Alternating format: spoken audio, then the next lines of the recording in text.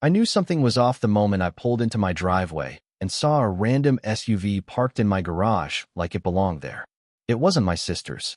It wasn't my neighbor's. And sure as hell, it wasn't mine. The worst part? The garage door was wide open, as if the universe itself was rubbing in how ridiculous this whole thing was. I had only been gone for about 8 hours, and in that short time, someone had just decided to take over my space like they owned the place. At first, I thought it might have been some sort of mix-up. Maybe a delivery driver using my spot to turn around, or a confused Uber driver. But as soon as I got a closer look, my gut told me this wasn't just a misunderstanding. The car was parked way too neatly inside, like the driver had all the time in the world to get it just right. The door was locked, and to make things even stranger, there was a half-empty iced coffee sitting on the hood, the condensation still fresh, which meant someone had been here not too long ago. I walked up to the front door, checked that nothing else seemed off, and then went straight to the neighbors. That's when I met her, Karen. She showed up before I could even knock, stepping out of her house with a confidence that screamed she was used to getting away with anything. Short bob haircut, oversized sunglasses, and a look on her face that dared me to challenge her. "Excuse me," I said, trying to keep my voice steady. "Do you know whose car that is in my garage?"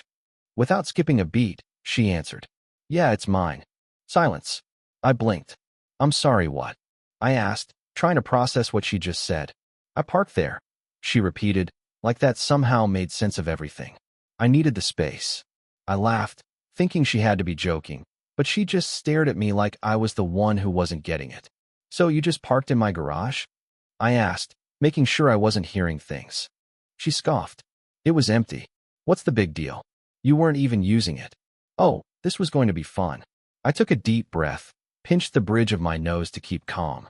"Karen, this is my property. You can't just park in my garage because you feel like it." She rolled her eyes. "Well, I was in a hurry, and your driveway was too sloped for my SUV. You have so much space, and I figured since you weren't home, what's the harm?" The audacity almost made me laugh. Almost. "The harm is that it's illegal," I said, now really losing my patience. "You're trespassing. Move your car." She crossed her arms. "I will. But I have errands to run, so I'll get to it later." "Later?" I repeated, genuinely laughing at the absurdity of it. "No, you'll move it now." Karen let out an exaggerated sigh, like I was some unreasonable landlord demanding rent. "I can't. I'm going out with my friends. Just be a good neighbor and let it go." And with that, she turned and went back inside, slamming the door behind her. I stood there, jaw clenched, trying to wrap my head around what just happened. I'd dealt with plenty of entitled people before, but Karen? She was on a whole different level. I could have called the cops. I could have had her car towed.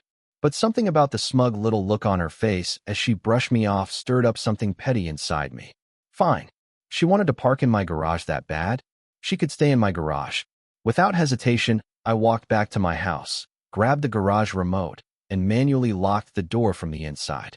Then I secured the side door with a deadbolt, double-checked everything, and made sure there was no way for anyone to get in or out. And then, I packed my bags and left for a week. Here's where it gets interesting. What I didn't know at the time was that Karen had gone into the garage before I locked it. She must have come back to grab something from her car, thinking she could come and go as she pleased. But with the door locked and no way to open it from the inside without the remote, she was stuck. By the time I was halfway to my vacation spot, sipping a cold drink in the sun, Karen was stuck in my garage, with only her purse and whatever was left in her car to keep. Her company. Back at home, the neighborhood started noticing her disappearance. Her husband, Greg, was mildly concerned but mostly indifferent. I later found out he just assumed she went shopping or on a girls' trip. But Susan, her drama queen best friend, started asking questions. Meanwhile, in the garage, Karen was starting to realize how limited her options were. She had no phone signal, no food except some old protein bars I'd left behind, and worst of all, no working bathroom. She pounded on the walls, screamed for help, and even tried to pick the lock with a bobby pin, but the garage door stayed shut. By day 3, she was desperate. She tried everything, banging on the walls at night, honking the horn, even trying to squeeze through the doggy door in a move so ridiculous I wish I had security footage of it. Meanwhile, I was enjoying my vacation without a care in the world until I got a text from an unknown number. "Help me, you monster. I stared at the screen, confused. Then another message came through. You locked me in, you psychopath. Let me out. And that's when it hit me. Karen hadn't just parked in my garage, she'd parked herself in there. And now? Now she wanted out. But I wasn't in a rush to fix her problem. After all, she had told me to be a good neighbor and let her park there, right? I smirked, put my phone down, and ordered another drink. Karen could wait. By the second day, Karen had cycled through every emotion: anger, denial, bargaining, and full-blown desperation. She screamed, kicked the walls, honked the horn so many times the car battery was nearly dead, and even tried banging on the garage door with a tire iron she found in the trunk. But nothing worked. The garage door was locked tight, and no one came to her rescue. It was starting to dawn on her that she might actually be stuck here for a while. At first, she convinced herself that someone would hear her. After all, she was Karen, and Karen always got her way. Surely a neighbor would notice she was gone. Maybe Greg would figure it out and come looking for her. But as the hours ticked by, reality started setting in. Greg wasn't exactly the brightest bulb, and honestly, he was probably loving the peace and quiet. The neighbors? They didn't like her enough to care. The only person who could help her was Jake, and he was out there sipping margaritas somewhere, completely oblivious, or, worse, fully aware of her predicament. She'd have to survive. The first problem was food and water. A quick check through her purse turned up some breath mints, an empty granola bar wrapper with only crumbs left, and a half-full bottle of overpriced alkaline water. It wasn't much, but it would have to do. Next, she rifled through the car, tearing into the glove compartment and center console like a raccoon rooting through trash. Jackpot! A pack of stale crackers, a melted chocolate bar, and an old energy drink. It wasn't five-star dining, but it was better than nothing. The bathroom situation? A whole different nightmare. After holding it in as long as she could, she finally gave up and had to use an empty Starbucks cup in the back seat. It was humiliating, gross, and something she would never speak of again. She promised herself that the minute she got out of there, she was going to sue Jake into oblivion. She'd make sure he regretted ever messing with her. By the third day, she was starting to crack. The walls of the garage felt like they were closing in. The air smelled like a mix of car exhaust and pure desperation, and she'd spent way too much time arguing with herself. She tried sleeping, but the car seats were awful, and the silence was unsettling. Every creak, every dog barking in the distance, every car passing by outside made her heart race. She would have done anything for her phone, but the signal was gone, and her battery was dead. At one point, she had the brilliant idea to try escaping through the doggy door on the side. It was a tiny flap, meant for a golden retriever, not a full-grown woman, but she was desperate enough to try. She got on her stomach, wiggled forward, and managed to get her head through. But the rest of her? Not happening. Her shoulders were too broad, her hips wouldn't budge, and she ended up stuck halfway in and halfway out like some ridiculous cartoon character. It took her 20 minutes of struggling, yelling, and pure humiliation before she finally managed to pull herself back inside. She was at her breaking point. Meanwhile, back in the real world, things were starting to get a little suspicious. Karen's best friend, Susan, had started asking around. Greg, who'd been enjoying the peace and quiet, started noticing that his wife hadn't texted him in a while. He'd figured she was out shopping or having a spa day, but when Susan called him for the fourth time, suggesting something was wrong, even he had to admit that it was a little strange. Greg finally decided to check out Jake's place, knocking on the door. When no one answered, he poked around the property to see if Karen's car was parked anywhere. The garage was locked tight, and with no sign of his wife, Greg shrugged it off and went home. If she was really in trouble, she would have found a way to make sure everyone knew about it. Back in the garage, Karen was reaching the point of insanity where she started talking to random objects. The iced coffee cup from earlier had become Wilson, her only friend. She had full-on conversations with it, blaming Jake for her mess, blaming Greg for not realizing she was gone, and blaming the universe for letting something like this happen to someone as important as her. Wilson, of course, didn't answer, which only made her angrier. Then, in a desperate moment, she remembered something. The garage had one small window near the ceiling. It wasn't big enough to climb through, but maybe, just maybe, she could get someone's attention. Stacking whatever she could find, she climbed onto the hood of her car, then onto the roof, and finally reached the window. She could see the street outside. Freedom was so close, yet so far. She screamed for help, waving her arms like a crazy person, but no one was around. The only person who walked by was Mr. Jenkins, the old neighbor who always wore noise-canceling headphones when he went on his daily walk. He didn't even look her way. Her last hope was honking the horn again, but after draining the car battery earlier, that was no longer an option. She was stuck, defeated, trapped in a garage that, until recently, she'd considered her own personal parking spot. Just when she finally accepted her fate, she heard it, the unmistakable sound of her phone vibrating in the cup holder. Scrambling back down, she lunged for it, hoping she still had just enough battery left. The screen was dark, dead. She cursed, shaking it, trying to make it work, but it was useless. She was still trapped, still helpless. Then, to make matters worse, she heard the sound of someone pulling into the driveway. Her heart jumped. Finally, someone had come to save her. But the moment she saw who it was, her relief turned into pure rage. It was Jake. The garage door started opening, flooding the space with fresh air and sunlight. And as soon as it was halfway up, Karen shot out like a bat out of hell, wild-eyed, furious, and ready to unleash all the pent-up frustration.